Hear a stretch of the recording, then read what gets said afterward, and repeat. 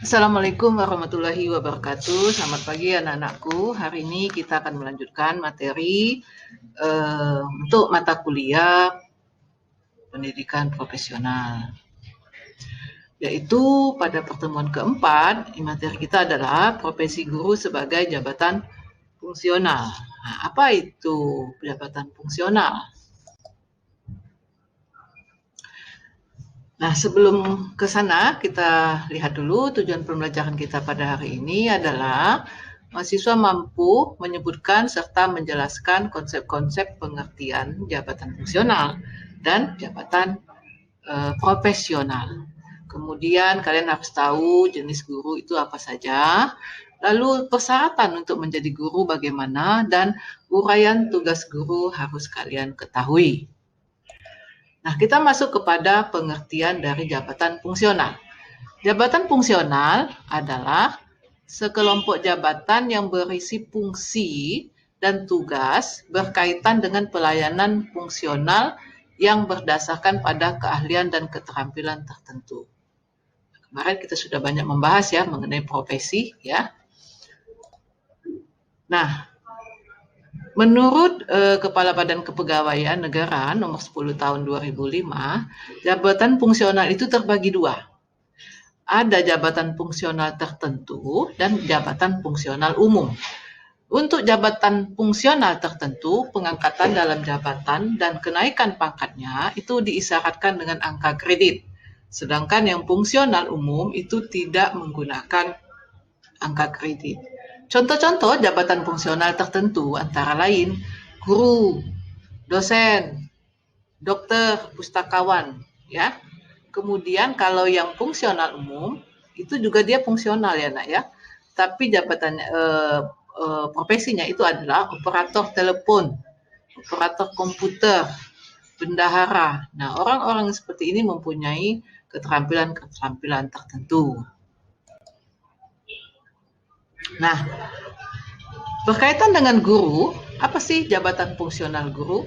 Nah, jabatan fungsional guru adalah jabatan fungsional yang mempunyai ruang lingkup tugas, tanggung jawab, dan wewenang untuk melakukan kegiatan mendidik, mengajar, membimbing, mengarahkan, melatih, menilai, dan mengevaluasi peserta didik pada pendidikan anak usia dini jalur pendidikan formal. Nah, ini pendidikan formal ya. Pada pendidikan dasar dan pendidikan menengah. Jadi mulai dari PAUD, TK, SD, SMP, dan SMA. Sesuai dengan peraturan perundang-undangan yang diduduki oleh pegawai negeri sipil. Nah, untuk mengetahui jabatan fungsional tersebut ada beberapa yang bisa kita lihat.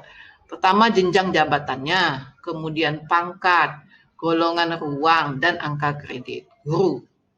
Jadi, kalau kalian nanti setelah pendidikan di FKIP, PGSD nih ya, maka kalian akan menjadi guru. Nah, untuk menjadi guru itu, karena dia profesi ya, maka kalian harus menempuh pendidikan terlebih dahulu yaitu PPG, Pendidikan Profesi Guru.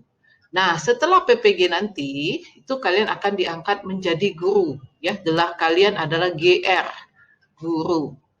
Nah, pengangkatan pertama kalian nanti, itu disebut jabatannya adalah guru pertama. Untuk memperoleh jabatan guru pertama, itu harus mempunyai angka kredit 100. Ini kumulatifnya ya. Nah, untuk jenjang berikutnya, kalian harus mengumpulkan angka kredit 50 supaya menjadi penata muda tingkat 1. Jadi tadi pangkatnya penata muda, golongan ruangnya 3A. Nah, begitu seterusnya. Jadi, seorang guru harus mengumpulkan angka kredit 100. Nah, apa saja yang 100 ini dikumpulkan? Ini terbagi dua, yaitu kegiatan akademik ya 90% dan kegiatan penunjang itu 10%. Begitu, ya.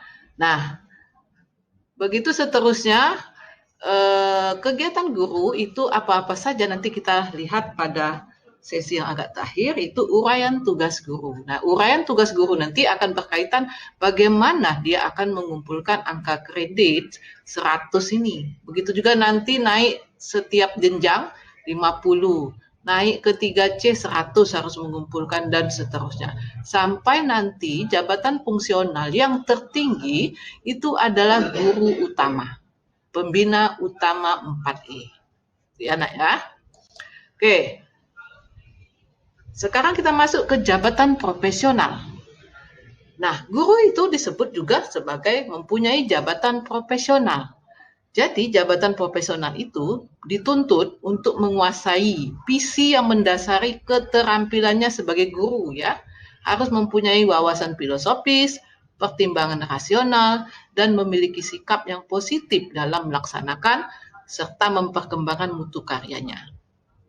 Nah, yang bagaimana itu? Jabatan profesional. Kalau sekarang itu kita lihat, guru-guru itu mendapatkan sertifikasi. Nah, kalau dia sudah mendapatkan sertifikasi guru, berarti guru tersebut sudah bisa memegang sebagai jabatan profesional. Dan pemerintah kita itu mendukung dengan memberikan tunjangan, ya anak-anakku. Jadi guru-guru diberi tunjangan jabatan profesionalnya sebagai guru. Jadi selain gaji mereka yang didapat tadi, misal dia penata muda guru pertama, golongan ruang 3A, ini ada gajinya ya Nak ya.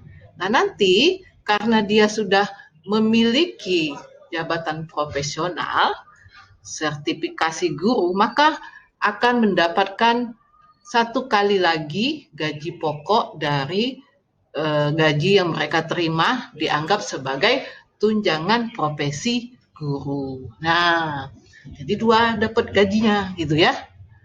Nah, alhamdulillah dengan adanya tunjangan jabatan dari profesi guru ini itu menambah kesejahteraan dari guru-guru yang ada. Makanya banyak dari semua masyarakat yang mengarahkan anak-anaknya untuk menjadi guru. Tetapi untuk bisa menjadi guru, apa syarat-syaratnya? Nah, kita lihat. Ini syarat-syaratnya. Syarat pertama, harus mempunyai syarat edukatif, yaitu pendidikan formal. Nah, kalian saat ini di PGSD FKIP, artinya kalian sudah mau menempuh syarat edukatif, ya. Ingat, tadi sudah saya katakan bahwa syarat pertama itu S1 ya. Nah, nanti kemudian masuk ke 1 tahun lagi PPG. Nah, itulah untuk menempuh syarat edukatif. Yang kedua, syarat administratif. Apa saja syarat administratif itu? Nah, dari pendidikan edukatif tadi, kalian akan memiliki ijazah ya. Ijazah S1 PGSD. Kemudian nanti ada sertifikat. Jadi kalau PPG nanti pendidikan profesi guru, itu kalian akan memperoleh sertifikat PPG, ya. Nah, ini sebagai syarat administratif. Kemudian KTP seperti biasa, surat keterangan kelakuan baik, surat keterangan sehat jasmani dan rohani. Nah, ini seperti ini ya syarat administratif. Kemudian syarat normatif. Apa itu syarat normatif? Memiliki pengetahuan bagaimana cara berbuat baik, menguasai konsep etika profesi keguruan. Jadi standar untuk itu dia punya pengetahuan ya untuk melakukan sebagai guru. Kalau dia tidak punya pengetahuan ini yang telah diperolehnya dari syarat edukatif, maka dia tidak akan bisa mendapatkan jabatan profesional. Syarat aplikatif lain, syarat yang keempat itu syarat aplikatif ya. Jadi tadi sudah punya kemampuan normatifnya, maka dia harus bisa melaksanakannya, mempraktekannya, ya. Jadi di sini ada 2, ya, mempraktikkan konsep etika, profesi keguruan dan keterampilan mengajar. Nah, kalian tenang saja. Bagaimana sih supaya bisa punya konsep etika, profesi keguruan dan keterampilan mengajar? Ya, kalian harus belajar dengan baik ketika menempuh pendidikan edukatif tadi. Itu ya anak-anakku. Nah, untuk pertemuan ini kita cukupkan sampai di sini dulu. Kita lanjutkan nanti mengenai jenis guru dan tugas guru. Ya, baik. Ibu akhiri, wassalamualaikum warahmatullahi wabarakatuh.